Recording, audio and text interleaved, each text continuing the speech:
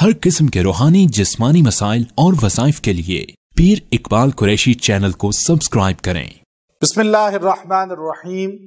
آپ لوگوں کو ایک ایسا وظیفہ جو قرآن کا وظیفہ ہے، پورا سال بیماریوں سے بچاتا ہے، وباؤں سے بچاتا ہے، آزمائشوں سے بچاتا ہے، وہ شعبان کی پہلے شب جمعہ کو، شعبان کی پہلی شب جمعہ کو آپ 70 بار پڑھ لیں۔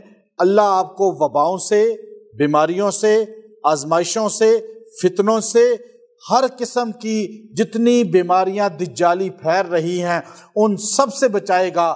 سورہ دخان کے اندر اللہ تبارک و تعالیٰ نے بدخان مبین، دخان کا جو ذکر کیا، اس سورہ کے اندر اللہ نے ذکر کیا شب برات کا بھی، اور اسی صورت کے اندر اللہ نے دخان کا لفظ استعمال کیا، اور اس سورہ کا نام دخان بھی ہے۔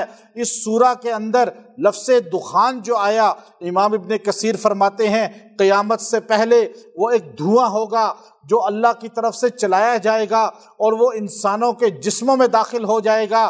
جب وہ کافروں کے جسموں میں داخل ہوگا تو وہ اندر جا کے وہاں سے باہر نکلے گا اور پورے جسم سے بیماری بن کے نکلے گا، اور وہ ان کی موت کا سبب بن جائے گا۔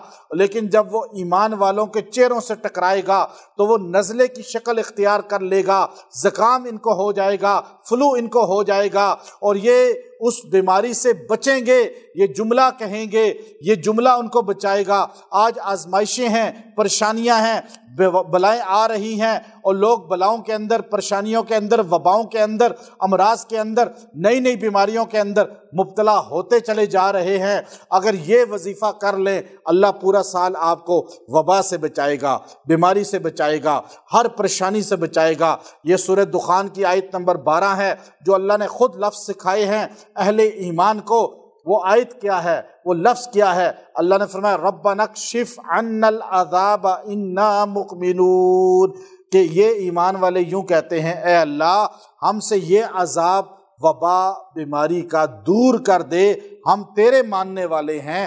جو 70 مرتبہ شب جمعہ میں جب چاند نظر آ جائے، اس کے بعد جو پہلی جمعرات ہوتی ہے، جمعہ کے دن سے پہلے، وہ رات پوری میں چاہے مغرب سے لے کر فجر کے درمیان کسی وقت بھی پڑھ لے، مرد ہو یا عورت ہو، 70 مرتبہ پڑھے گا، دعا کرے گا، اللہ اس کو پورا سال بیماریوں سے بچائے گا۔ چونکہ اس مہینے میں بجٹ ہوتا ہے، اللہ فرشتوں کو انسان کے تمام سال کے اعمال، اس کا کیا کیا ہونا ہے، وہ تقدیر سپرد کرتا ہے۔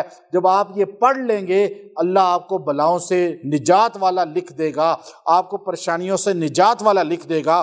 پھر آپ کوشش کریں روزانہ اس کو 3 بار پڑھ لیا کریں۔